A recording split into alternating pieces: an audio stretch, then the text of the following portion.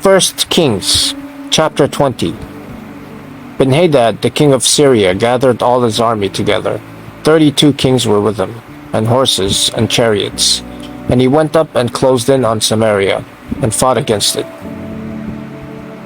And he sent messengers into the city, to Ahab, king of Israel, and said to him, Thus says Ben-hadad, Your silver and your gold are mine, your best wives and children also are mine. And the king of Israel answered, As you say, my lord, O king, I am yours, and all that I have. The messengers came again and said, Thus says Ben-hadad, I sent to you, saying, Deliver to me your silver and your gold, your wives and your children. Nevertheless, I will send my servants to you tomorrow about this time, and they shall search your house and the houses of your servants, and lay hands on whatever pleases you, and take it away. Then the king of Israel called all the elders of the land, and said, Mark now, and see how this man is seeking trouble, for he sent to me for my wives and my children, and for my silver and my gold, and I did not refuse him. And all the elders and all the people said to him, Do not listen or consent. So he said to the messengers of Ben-hadad, Tell my lord the king, all that you first demanded of your servant I will do, but this thing I cannot do. And the messengers departed, and brought him word again. Ben-hadad sent to him and said, The gods do so to me and more also, if the dust of Samaria shall suffice for handfuls for all the people who follow me. And the king of Israel answered, Tell him, Let not him who straps on his armor boast himself as he who takes it off. When Ben-hadad heard this message as he was drinking with the kings in the booths, he said to his men, Take your positions. And they took their positions against the city. And behold, a prophet came near to Ahab, king of Israel, and said, Thus says the Lord, Have you seen all this great multitude? Behold, I will give it into your hand this day, and you shall know that I am the Lord. And Ahab said, By whom? He said, Thus says the Lord, By the servants of the governors of the districts. Then he said, Who shall begin the battle? He answered, You. Then he mustered the servants of the governors of the districts, and they were 232.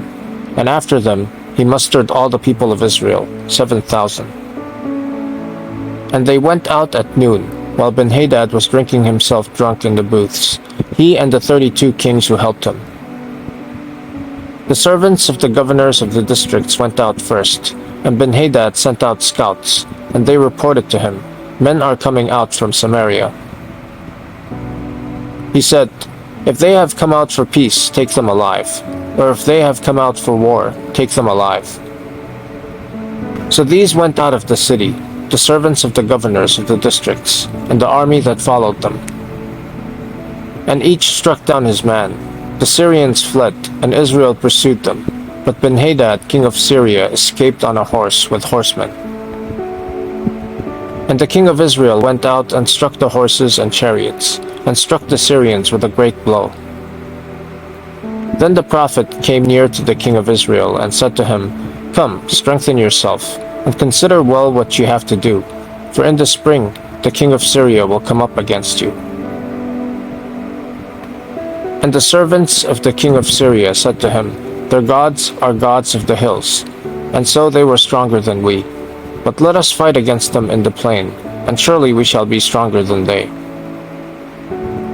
And do this, remove the kings, each from his post, and put commanders in their places. And muster an army like the army that you have lost, horse for horse, and chariot for chariot. Then we will fight against them in the plain, and surely we shall be stronger than they. And he listened to their voice, and did so. In the spring Ben-hadad mustered the Syrians, and went up to Aphek to fight against Israel. And the people of Israel were mustered, and were provisioned, and went against them. The people of Israel encamped before them like 2 little flocks of goats. But the Syrians filled the country. And a man of God came near, and said to the king of Israel, Thus says the Lord, Because the Syrians have said, The Lord is a God of the hills, but he is not a God of the valleys. Therefore, I will give all this great multitude into your hand, and you shall know that I am the Lord." And they encamped opposite one another 7 days. Then on the seventh day the battle was joined, and the people of Israel struck down of the Syrians 100,000 foot soldiers in one day. And the rest fled into the city of Aphek, and the wall fell upon 27,000 men who were left. Ben-hadad also fled and entered an inner chamber in the city. And his servants said to him, "Behold now, we have heard that the kings of the house of Israel are merciful kings. Let us put sackcloth around our waists and ropes on our heads, and go out to the king of Israel. Perhaps he will spare your life." So they tied sackcloth around their waists, and put ropes on their heads, and went to the king of Israel, and said, "Your servant Ben-hadad says, 'Please let me live.'" And he said, "Does he still live? He is my brother." Now the men were watching for a sign, and they quickly took it up from him, and said, "Yes, your brother Ben-hadad." Then he said, "Go and bring him." Then Ben-hadad came out to him, and he caused him to come up into the chariot. And Ben-hadad said to him, "The cities that my father took from your father I will restore, and you may establish bazaars for yourself in Damascus, as my father did in Samaria." And Ahab said, "I will let you go on these terms." So he made a covenant with him and let him go. And a certain man of the sons of the prophets said to his fellow at the command of the Lord, "Strike me, please." But the man refused to strike him. Then he said to him, "Because you have not obeyed the voice of the Lord, behold, as soon as you have gone from me, a lion shall strike you down." And as soon as he had departed from him, a lion met him, and struck him down. Then he found another man, and said, "Strike me, please." And the man struck him and wounded him. So the prophet departed and waited for the king by the way, disguising himself with a bandage over his eyes. And as the king passed, he cried to the king and said, "Your servant went out into the midst of the battle, and behold, a soldier turned and brought a man to me and said, 'Guard this man. If by any means he is missing, your life shall be for his life, or else you shall pay a talent of silver.' And as your servant was busy here and there, he was gone. The king of Israel said to him, 'So shall your judgment be.